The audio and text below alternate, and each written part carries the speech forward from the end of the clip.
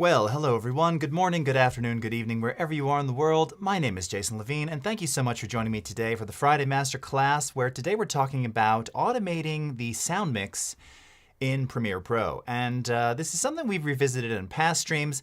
As it turns out, and I think I've mentioned in a couple of previous recent streams, I've been working on some internal podcasts. Well, we have a series that'll be coming out probably sometime at the beginning of next year.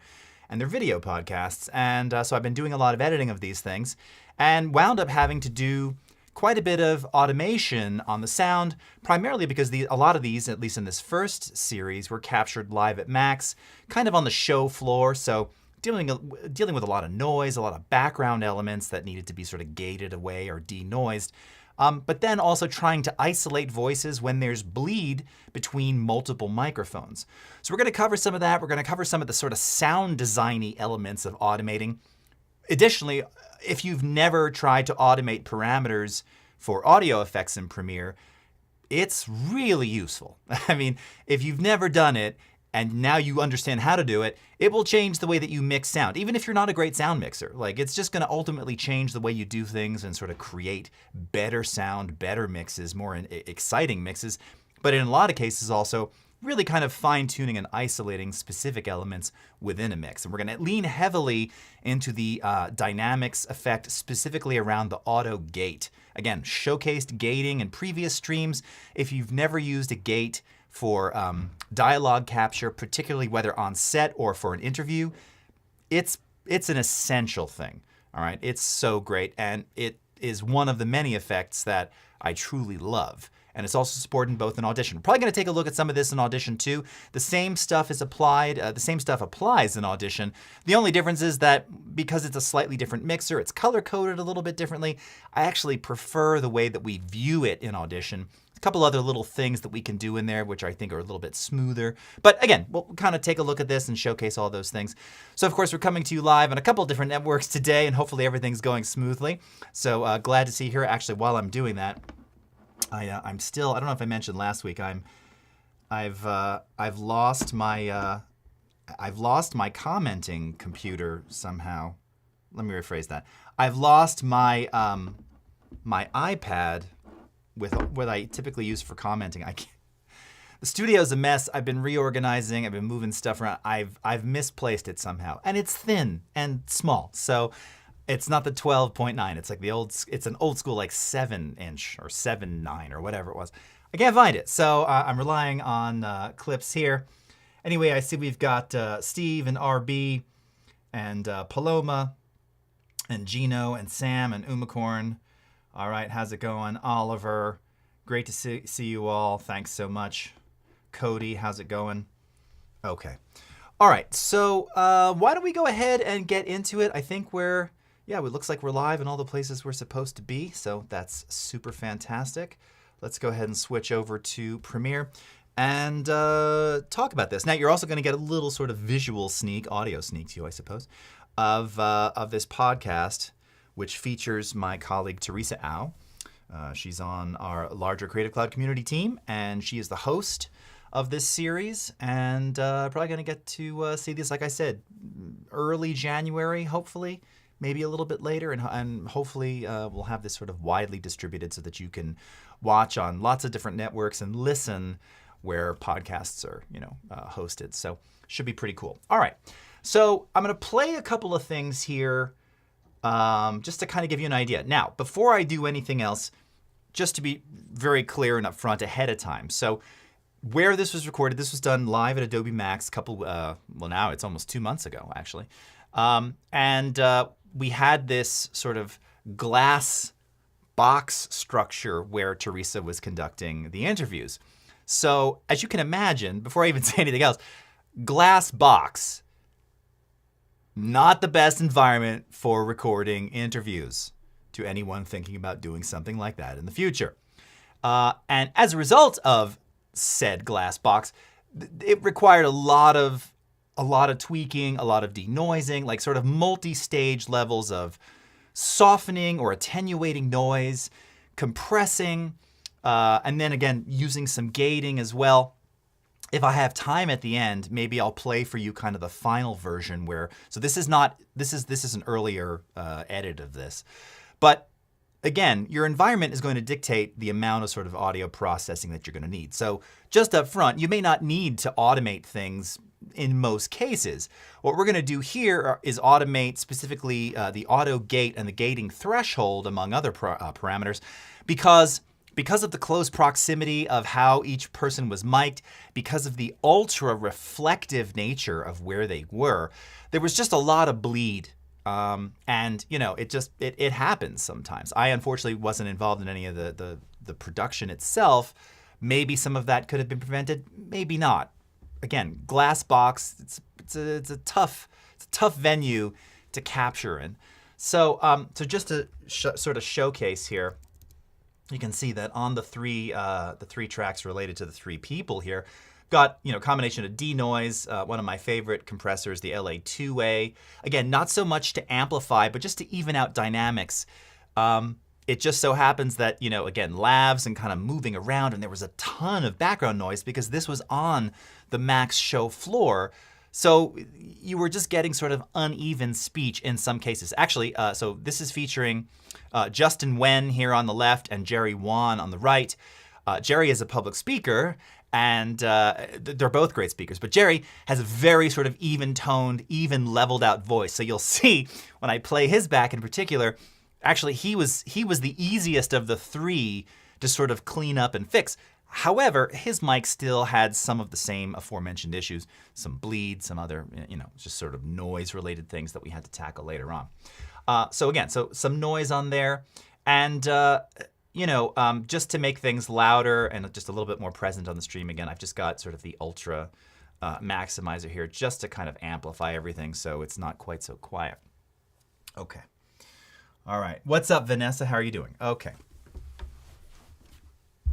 All right, very, very good. Okay, so let's take a listen. I have the three mics currently open, so just wide open here, just to kind of let you hear sort of how it sounds, and I want you to pay attention to the level meters here. So I'm going to put on headphones so that you're not getting bleed from my mic. So one of the first things that I ran into when applying the gate, and by the way, just to kind of showcase here, so again, this is our track effects inserts, and using the dynamics effect, we have this sort of 4-stage gate compressor expander limiter. Now, I've said before, UI-wise, this compressor is fine. Sonically, meh, I don't love it, so I never use it. Whoops. The expander and the limiter, I mean, the expander is what it is. You can't really say, oh, I love the sound of that expander. It doesn't really have a sound. The limiter, I don't love it. We have other choices for that. Sometimes I will use the compressor just to kind of keep it all in one effect, one stage. But the gate, this is the only native gate that we offer, is fabulous.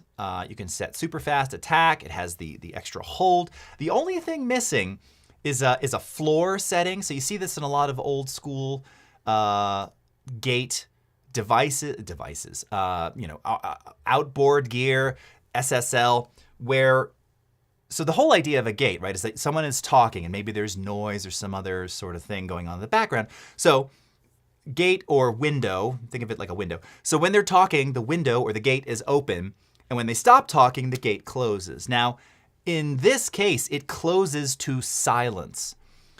A lot of other noise gates that you'll have in other effects, and again on like classic consoles, will often have a floor setting. So essentially, rather than going down to silence, you can actually leave some of the background noise just there ever so slightly. So sometimes it's not quite as dramatic, especially if you're in a very noisy environment. And this is for things like, you know, I can think back in the day I would have used this for oftentimes if there was a, you know, like a lead guitar solo, and sometimes there's just a bit of that amp that was sort of nice. Maybe you want a bit of that. You wouldn't want like a buzz that you just want to gate to silence, but sometimes you want just a bit of that sort of amp, hum, warmth. There's reasons for that. This does not have that. So that's my only criticism with this. anyone who's never used a gate doesn't know what I'm talking about. They're like, what is he talking about? Trust me. Anyway, this is great. We're going to focus on using this. Now, I already have the gates set up, and I've already adjusted the thresholds to the best of sort of trying to, again, open that window when they're talking and close when they're not. The issue is, as mentioned, well, one, there's a lot of noise, a lot of stuff going on in the background. Because I have denoise first in the chain, I've already kind of taken care of most of that.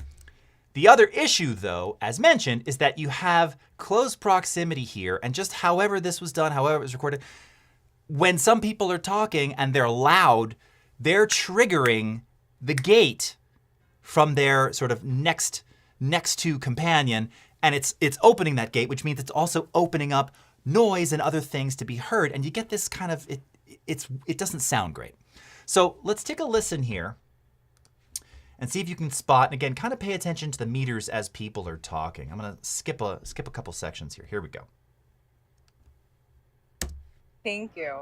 And I love that you and Justin want to give back and teach others all about the creator economy. So I remember you did some LinkedIn audio events, right? Yeah. Those were awesome. I mean, I think when it came to like the rise of Clubhouse, right? That was the big buzz. Okay. So if you're listening now, you're like, okay, well, I hear that the noise kind of going in and out. Now, again, this is not the finished version. And as I've taught in other master classes in the past, there's a way to mask that by essentially adding back in some sort of very low crowd noise and other things. And again, readjusting the denoiser here. This was just to kind of get it to a baseline level. But if you were paying attention to the meters, especially in those last couple of seconds, what you would have noticed is that Justin had a really sort of deep, sort of baritone-y, sort of fundamental of his voice.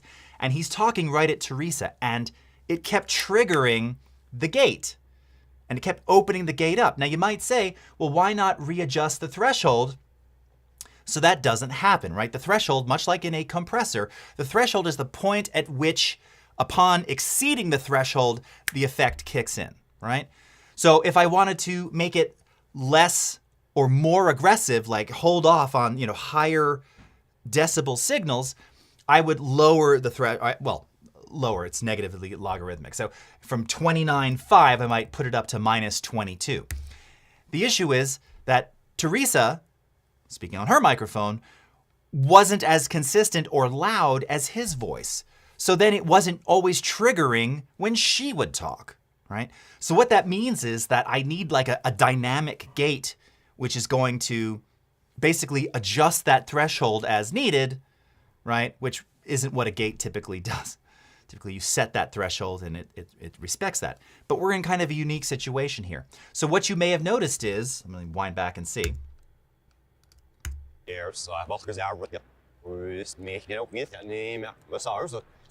Anytime you see other things pop up here in these meters, that's those gates being opened by his speech. Those were awesome. I mean, I think Teresa? when it came to like the rise of Clubhouse, Jerry and that Teresa. was the big buzz. All right, and then here, let's go into where Jerry starts talking. We talked about. It was just around teaching other people how to create, right? And so he's got a great TikTok following. I've made money as a public speaker. So you saw there, all 3 meters lighting up. He's right next to Justin. It's bleeding into Justin's mic. Jerry, again, he's a great speaker. He's super even. You can even tell. Again, we've done this on stream before, and I love this. By the way, I've never met these guys. I've only met them virtually.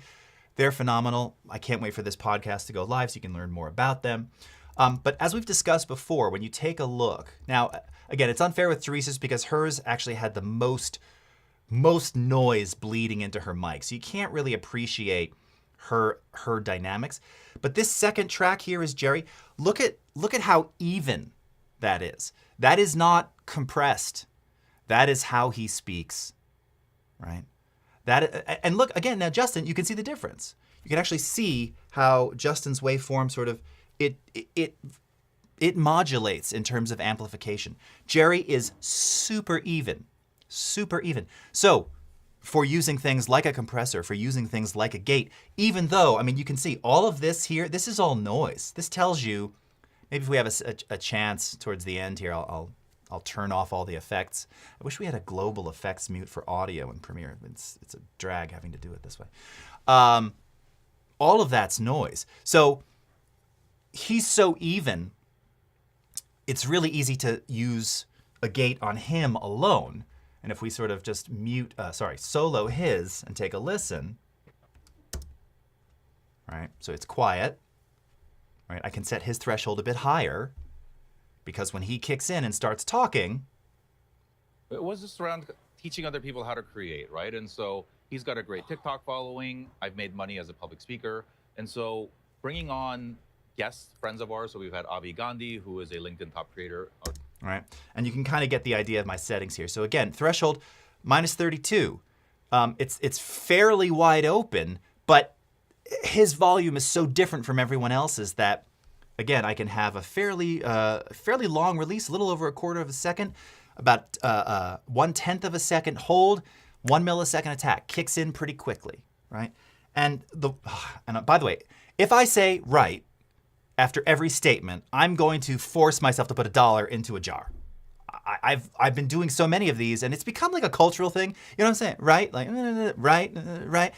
Driving me through the roof. So putting this on myself, if I say right in the chat, you tell me, and I'm putting something in there, okay?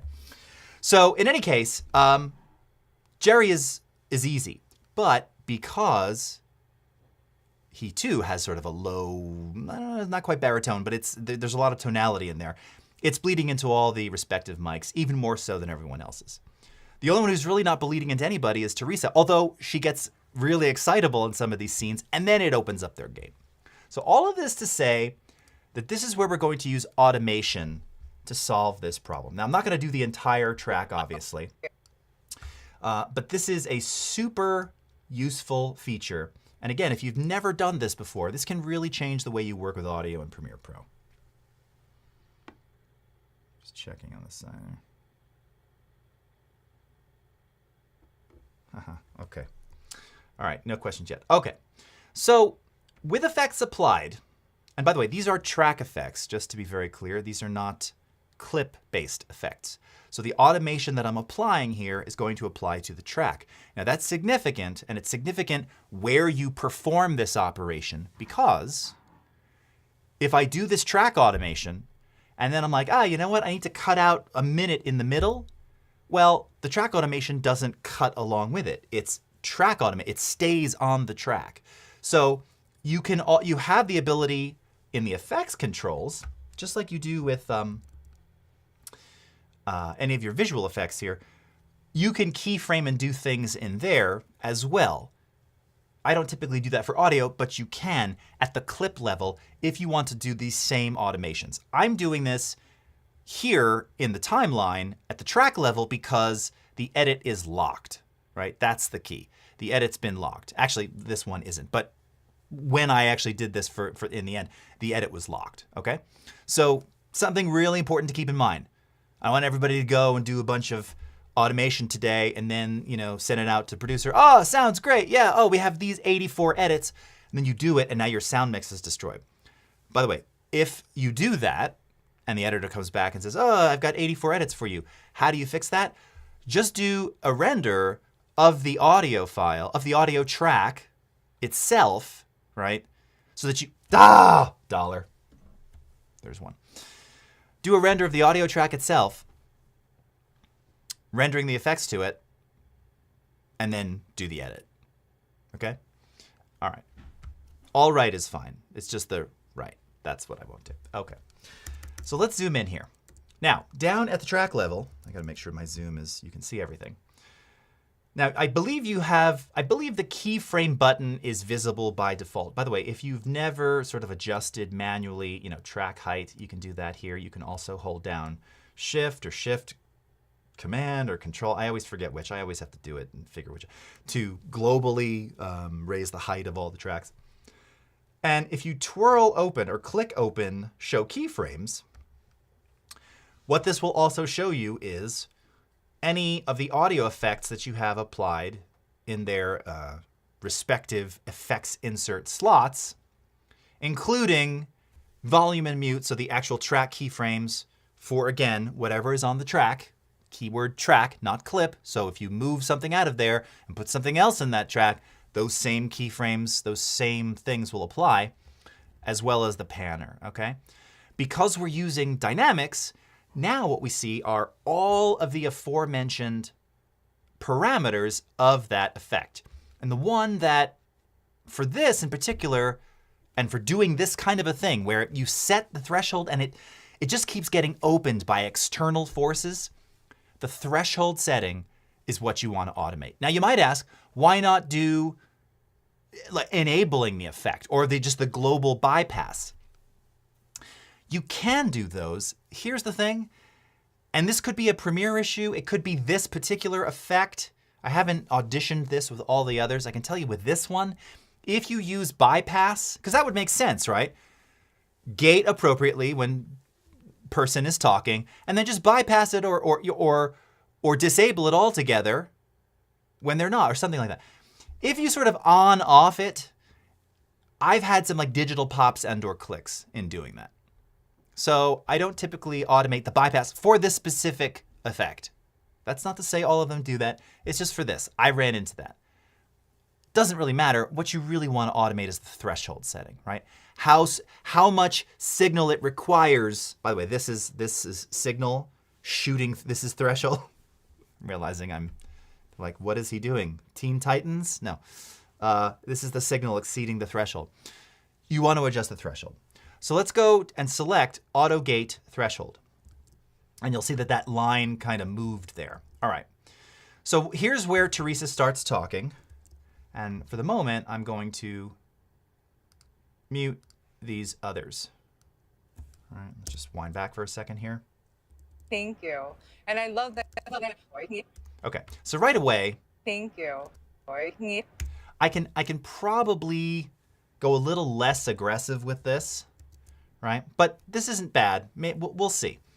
So what I'm going to do is I'm going to hold down Command, and I'm going to drop a couple of keyframe values in here. And by the way, this is telling you that right now it's at minus 29.5. So if I want to open it up, I'm going to drop it down. Now, I'm not going to drop it yet because I want to go to where the end of her speech is. Audio events, right? Awesome. Right? So you can see it closes brilliantly on its own. Events, right? Awesome. Rise of Clubhouse. But Justin keeps triggering it to open. So that means we need to raise that threshold. So we're going to set a keyframe right about here. A keyframe right about here. By the way, if you do them too close together and you're not zoomed in enough, you will ultimately create a Bezier in lieu of that, which I say because I've done it a million times. So instead, well, first of all, I think we're going to raise this in general so that it's not as, so that it's more sensitive. So let's raise this to around minus 20.4. But when she's talking, let's go to around minus 38. All right. So essentially, nothing's going to get through now that I've raised that threshold, unless I wanted to when she's talking. All right. So let's take a listen now and see what that sounds like. Like you guys, and incredible week here. Thank you. And I love that you and Justin. Now again, even the stuff before. Like you guys, and That's Jerry bleeding into her. So again, we're just going to raise the overall for this one 20.2 or 20.4, as close as we can get. The zoom level will affect your accuracy there. So let's wind back. We should hear nothing. Clean. Let's wind back even more so you believe me. Jerry should not be poking through at all. Nope. Silent. Teresa. Thank you. And I love that you and Justin want to give back and teach others all about the creator economy. So I remember you did some LinkedIn audio events, right?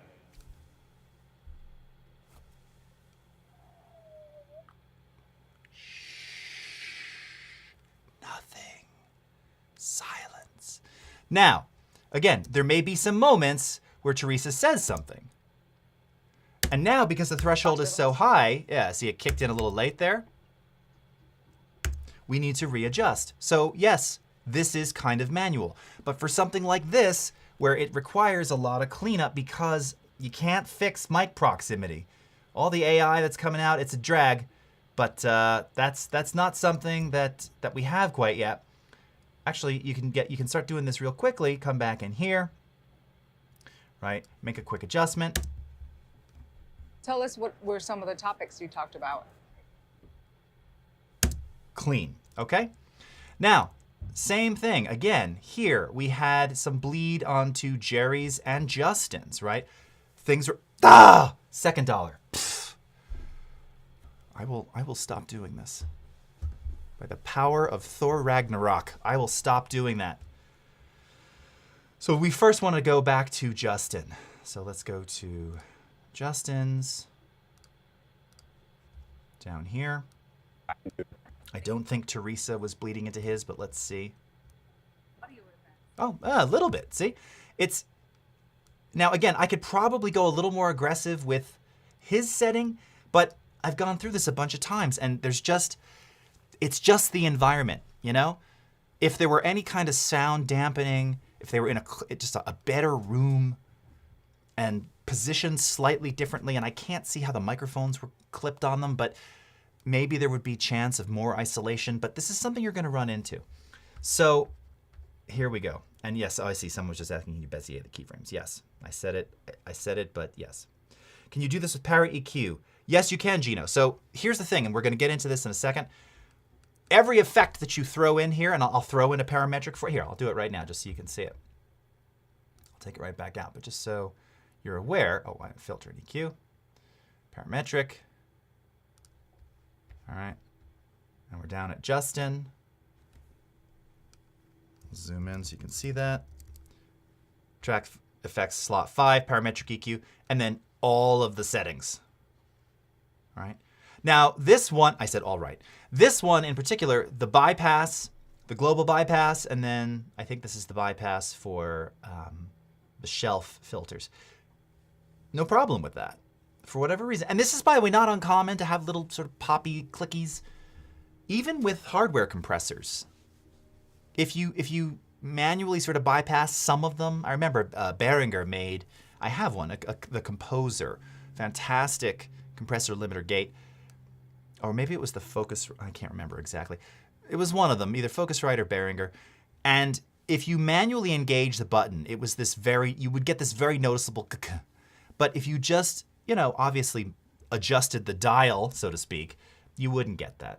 It even happens on hardware. But we need to do the same thing here. So with Justin, I'm talking so much.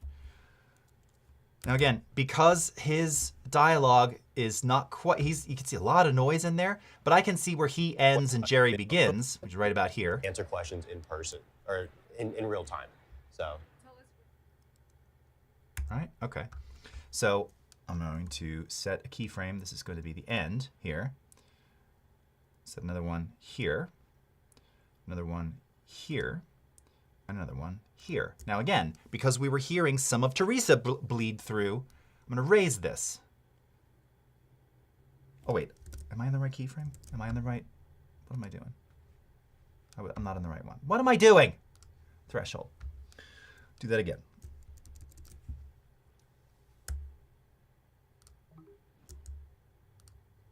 Okay, okay, okay, okay. Why am I not seeing my values here? Oh, because they're hidden. All right, so we'll take this to same thing, around minus 20.2 decibels. That should be fine. It's probably very small on the screen there. You probably can't see it. And then similarly, he's at minus 26. Let's drop him down. He's a bit louder, so we don't need it to be as open. So let's maybe do minus 33. So Teresa, just because of the way hers was captured and the dynamics of her speech in this particular environment, she needed a little bit more. She needed a bit, a little less aggressive threshold. So let's take a listen. Let's wind back way too far. All right, we'll hear Justin kick in. All about the creator economy. So I remember. Yeah, see, I did it too soon. Audio events Yeah. Right? Way too soon. So here's what we do with that. Yeah. So the yeah, we want that. That's okay. We're going to let some of that come in. And let's just move this right here. Or I could delete that. Or delete this one, rather. Okay. Smooth right in. Here we go. Yeah. Those were awesome. I mean, I think when it came... And let's see. This might be too much of a ramp here, but let's take a listen. Now, again, the gate itself should be also closing at this point, but there's so much background noise. Let's see. In real time, so... Tell us what topics we talked about. Yeah, see, we need that to close way sooner because she's bleeding through and Jerry will absolutely bleed through. So here we go. Set it here. -20. So... Tell us what we're All right. And again, I could probably even get even more accurate with that. You know, when I'm by myself, I'm In real time, so... Tell us what smooth. Okay. And lastly, let's do Jerry. Jerry's easy. We don't really have to do much for his, but we're going to do it anyway just to keep everything super consistent and clean. So let's go to here, here. Now what's his? Oh, I just did it again. I'm not on the right. I'm getting too excited. I'm on volume keyframes. Let's go to threshold. And same. So 1, 2.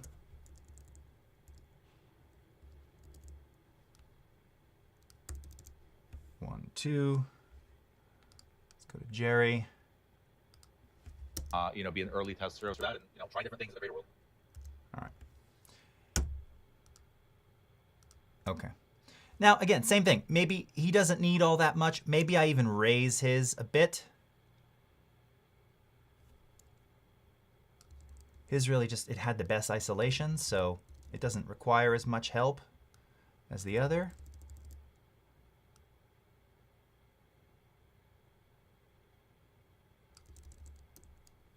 It was just around teaching other people how to create, right? And so he's got a... Okay. So now, again, we're not going to spend all the time on this. But now, if I shrink these back up, let's put them all back on. You remember what they sounded like, what they listened like. What they sounded like before, where everything was kind of bleeding into itself. Now, if we take a listen, let's put them all back on.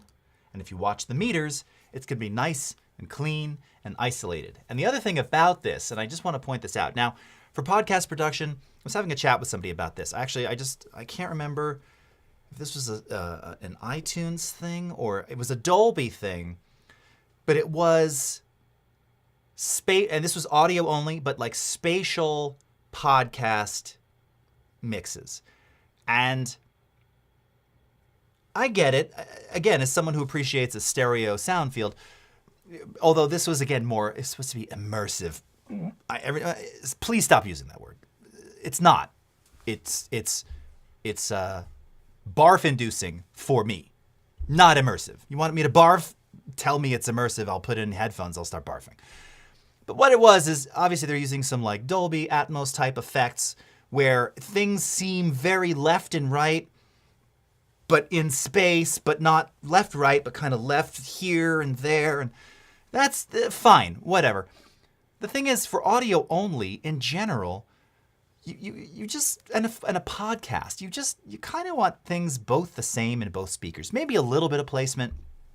I actually have produced a couple recently where it was in a really great, quiet, dry room, and they were across a long table. So it made sense to add a little bit of space because there was some of that room tone, nice room tone, in the captures. There was no real bleed, but just room tone.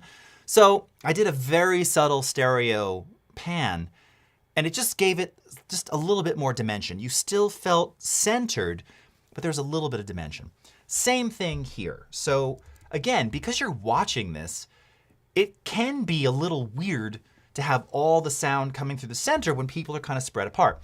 Now, because these are also exported as stereo files, doing, again, these percentages, so Teresa is 16% to the left. That's not really percent. It isn't, because it would feel more. But okay, we'll say it is. Jerry's 21% to the right. Justin is about 15%. Again, I'll play the end result in a couple of minutes. And adding in a little bit of room reverb, again, small room, slight reflectivity to, again, mimic where they are. It just gives a little space without trying to sound like things are weirdly, wildly out of phase, okay? So, and what's nice is once everything is isolated, and if you're in headphones, you'll be able to just sort of more quickly identify if there are other anomalies or issues that you need to deal with. I'm not saying you're always going to do that. Generally, like I said, for audio only, no. Everything's in the center for me. Maybe if the situation makes sense, a little bit of spatial panning. One of the things, now I'm remembering. One of the things that this, I think it was at Dolby, that they were doing was, I think the podcasts were mono, so it was doing its own kind of AI-based spatial separation of the speakers. That's cool in and of itself. I'll give them that. But again, don't make my head swirl while I'm listening as they're talking about, piano wire. Yes, it just adds fatigue. It does. Spatial mixing adds listening fatigue. Fight me.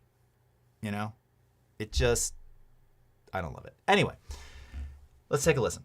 To go down this path and get to meet friends like you guys, and it's been an incredible week here. Need to in adjust LA that with for the him. Adobe team. Thank you. And I love that you and Justin want to give back and teach others all about the creator economy. So I remember you did some LinkedIn audio events, right? Yeah. Those were awesome. I mean, I think when it came to like the rise of Clubhouse, right? That was the Clean, big right? buzz when it Isolated. came with audio, and then LinkedIn. Let's keep going. Been up for what, 5-6 years? All right, here comes Community Jerry. side, being able to answer questions in person or in real time. So Tell us what were some of the topics you talked about. It was just around teaching other people how to create, right? So nice, right? Yes. Jerry before, I hadn't readjusted it. This section, yes. So you could just see, like, it's so isolated now. There's none of that weird bleed, all done via automated parameters. So this is a workflow that you can use for anything. If you're going to use the noise gate, highly recommend, again, playing around with the noise gate settings. And again, if this is the issue that you're running into, automating the threshold is going to solve that. Now, there may be times, too, where, you're probably never going to need to automate attack, assuming the person is sort of, they speak a certain way. A certain attack is going to work for the way someone talks and how the microphone was positioned, how it captures them. Probably not going to need to really ever change that. Same for release. The release is just, again, and the hold, these are leaving that window open, smooth, adding kind of a smoothness. Think of it almost like a gradient before it fades to black, just to kind of make it a bit, so you probably don't necessarily want to automate that. I could see a situation where if you were in a live environment and you wanted the gate to close sooner, maybe you do it with an automated release, but you could also do it with an automated threshold. So that's why I'm saying threshold kind of gives you all the flexibility because it's essentially controlling when it kicks in and when it shuts down. Pretty effective, pretty cool. All right, so that's a little bit on automating the dynamics effect, which I realize now, just to show you, you will find it under amplitude and compression dynamics. Not to be confused with dynamics processing. Now, and just to be clear, there is a noise gate / downward expansion functionality of the dynamics processing effect. It sounds the same. It is 850,000 times more difficult to set if you don't really know how to set a compressor manually. And in particular, this one, because it's graph-based and yeah, it's headache-inducing. So it's great. It's a great sounding effect. Automating it is a challenge, and it doesn't have those standard parameters that I just showed you. Dynamics does, so highly recommend using that one. And again, that's our only native noise gate here in Premiere and Audition. All right. This really sounds similar to the 8D audio thing where they make the sound pan around in circles. So yeah, again, I suppose if the first time you're hearing something like that, it is cool in the moment. not prolonged though. It's no different than 3D TV was going to be the savior of home entertainment. You just can't be in that kind of environment for too long. Heck, Oculus 2, for which I don't use, but my children occasionally allow them to venture into it. Even in its instructions, it's like, you really shouldn't wear this for more than 30 minutes at a time. You should take a break. Which, if Meta is already telling you that, it's probably 10 minutes. But, they want you to get hooked. It probably takes a little more time than 10 to get super hooked. I don't know. I'm not a gamer. I'm not an Oculus fan. Same reason. I barf. So that doesn't interest me. Okay, checking other questions here. Paloma saying, I was taught to only pan or make it spatial if you're editing music, particularly a band that is on different areas of the stage. Yeah, I mean, good example. Like, again, I think there's a valid reason for doing some of that outside of stereo speakers. And now, of course, there are effects that can, in the sort of binaural sense, simulate space. But, listen to Pet Sounds, Beach Boys, 1966. Listen to really good mixes from the 60s and 70s where it was just stereo, not quad. You can create the same space and depth with two speakers without getting into spatial. Really spatial, and you're often, especially if you're talking about spatial mixing via iTunes and a lot of these other services, even Dolby, you're actually sacrificing some frequency response to be able to adhere to that sort of spatial environment. And as you go up in channels, the same thing applies. It can be nice for film. I've talked about that before, I'm not a huge fan. Whatever. I'm just, if you like it, you like it. But for music, yeah, I mean, same. I've heard some great, 5.1 mixes on Blu-ray of various, things, Beatles, Pink Floyd. It's fine. I don't, even I, who's a complete music nerd snob, I do listen to albums in their entirety, generally, when I want to listen to something. I'm not going to sit for, 48 minutes and just sit there immobile as I take in 5.1 of an album. I mean, and I'm the guy who they want to sell that to. I don't do that. No. Not that you can't or don't, and some people do, but, So yeah, anyway, why don't I rant some more? In a world. Left, here, there, and everywhere. Very good Beatle reference. Cody, 10 points for you. Okay. Real talk with Jason Levine. Thanks, Paco. Ask me how I really feel. Okay. All right, we've got about 10 more minutes. So, and let me just, now that I'm here and I can undo some of this, I'm going to just turn... So you just got a good taste of what this sounds like. Here, I'll just play it back again, kind of isolated for you. Economy. So I remember you did some LinkedIn audio events, right? Yeah. Those were awesome. I mean, I think when it came to... Okay, so that's again, this is not the finished version. This is just a little bit of sort of denoise, compressed and affected, nothing added back in. I'll share that. I'll play that for you too. We got some time. Let me turn off all the effects here, just so you can hear. Actually, here, I'll leave this on because this was just leveling. I'll leave those on because otherwise it's going to be hard to hear. Let's turn off the denoise and the dynamics.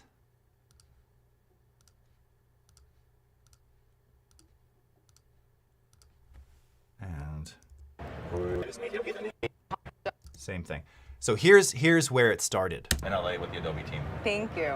And I love that you and Justin want to give back and teach others all about the creator economy. So I remember you did some LinkedIn audio events, so it's right? glassy. Yeah.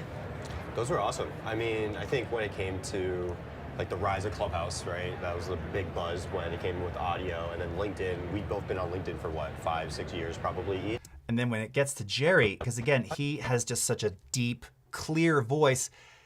I don't know if you can really, again, if you're in headphones, maybe you can. But you actually can hear the glass because it's just bouncing everywhere on top of all of this noise.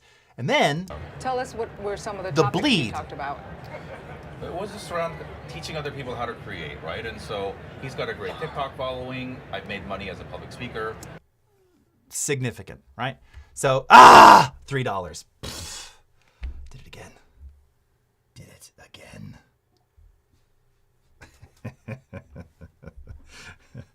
Do you know you'll end up with a vocoder with Despacito? I don't even know what that's related to, but that just sounds funny. So, okay. All right. I'll play the final one. Well, I'll do an A-B for you right then. I just want to get to this one thing so I don't run out of time. We really only have 10 minutes. So this is a scene that we've shown before. This is just to showcase another method of automating parameters for sound design.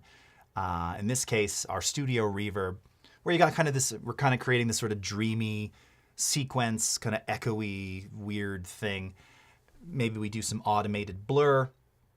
And this in and of itself, too, is nothing particularly special. So here, I'll just play this back where it is right now. Remind myself what I'm doing here.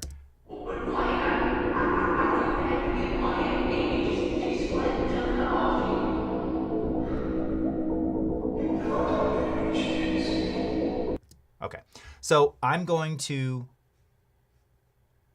adjust, I'm going to set this to 0, set a keyframe there of blur,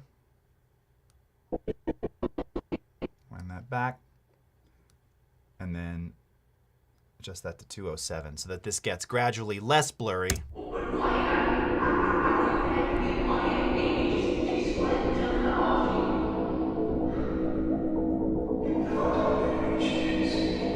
Okay.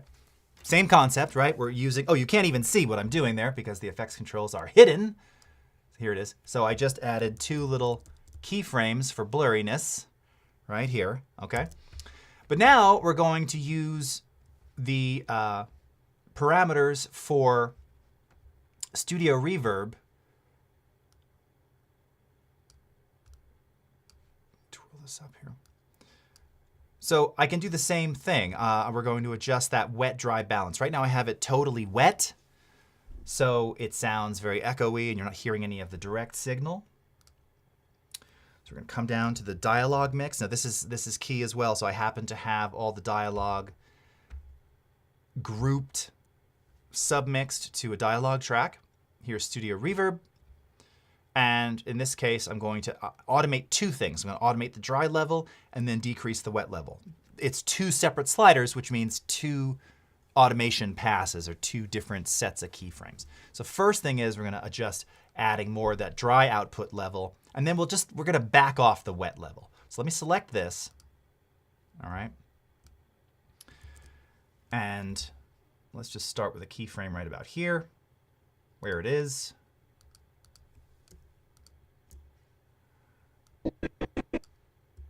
And then we'll add a keyframe here. Again, gradually increase it. So maybe we'll go to around 64%.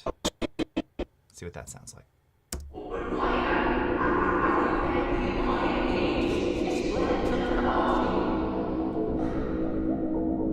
Fuck that lady. She can't sing. You see, she's what they call professional, and you're what they call can't win for losing. Okay, so gradually bringing that dry signal up, kind of getting out of that blurry haze. Not visually the greatest, just trying to showcase, a little sound design idea. Okay, now, same thing. We want to gradually decrease the wet balance. Now, I don't exactly know what I want that to be. So here's the thing. If I go into, and I don't want to do it this way, this would probably be something that I would do in real time. You've seen me do this like this, where I actually come in here, and in fact, maybe I will. We can actually use the automation, the track automation settings here to do the same thing. So if I go into write mode, this is now going to allow me to adjust any parameter here, and it will capture that keyframe for me, and I don't have to draw it in. That's one of the nice things with audio effects. You can do that. The reason I didn't do that at the start and the reason I didn't do that here is because it goes into touch mode. It's very easy to mess that up after the fact, especially with threshold settings, as in the gate that we just showed you. So I drew those keyframes. For something like this, I kind of need to hear it as I'm doing it. So I am going to actually use the right automation on the track here. It's the same as me drawing it. I just don't know where I want to leave that wet setting. So let's go into, here, let me first wind this back. Let's go into write mode. And let's go ahead and play this back now. Oh, but Dwayne, I don't even have any of the money. Amy she split and took to the hall. Well, I talked to Amy and she came to see me. You see, she's what they call professional. Okay. So in this case now, it just made that wet adjustment. Oh, but you know what? Did it overwrite? That's interesting. Why did it do something to the dry level? That's weird. Shouldn't have done that at all. Huh. That sounds like a bug. Okay. Yeah, it did. Strange. We're going to take that all the way down again. Okay. In any case, if I if I go to the wet output level, you can see via way too many keyframes, it just drew the path right there. Okay. So now if we play this back, you'll see the two faders flying right here on the screen. No hands. Well, I talked to Amy and she came to see me. You see, she's what they call professional, and you're what they call can't win for losing. Okay. Easy. All right. And as mentioned, now again, it's in touch mode. So that means that if I touch one of those parameters, wherever that cursor is, when I play back, it's going to change things, but it'll then go back to the default state. Ah, that's why it did that. Ah, son of a gun. So yeah, you don't want to mix these modes. I shouldn't have done that. I just confused myself. Draw or automate, really, that's the best way to do it. I should have drawn both of them, wet and dry, instead of, sorry. I should have automated, my brain is broken. Don't mix drawing manually and automating the effect. If you need to tweak after the fact, you can tweak in the timeline. But if you're going to do it in a single effect, commit to using one method. That's what I'm trying to say. Whew, that was difficult to get out. Okay. All right, so let me see. I'm going to switch to the camera for a second. Let me see if I can open up the finished version of that other podcast real quick. Just want to open it. Just bear with me here. I'm going to open it into this session. I didn't want to. I don't think it will. It's not going to let me. I don't think. Let's see. Let's see what happens here.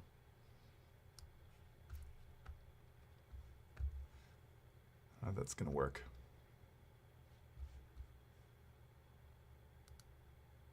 Oh, it did. Okay, cool. Nice. All right. So let's go back.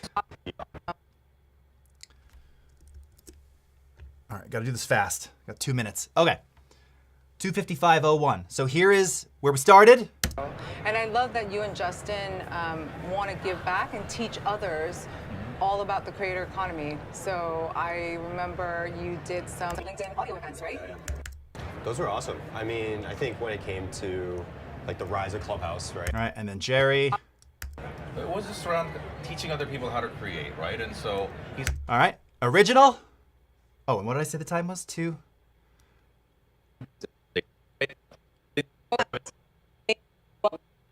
Okay, of course, I don't know the exact timing now because it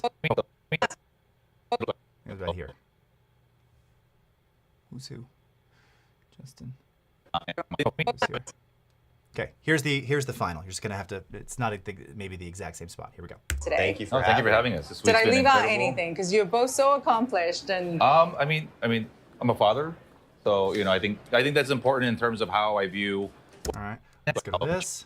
And get to meet friends like you guys, and to it's been an incredible week here in LA with the Adobe team. Thank you.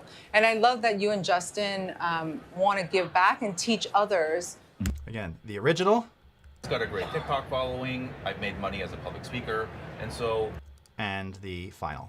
All about the creator economy. So I remember you did some LinkedIn audio events, right? Yeah. Those were awesome. I mean, I think when it came to... Pretty sweet, right? Yes. Audio.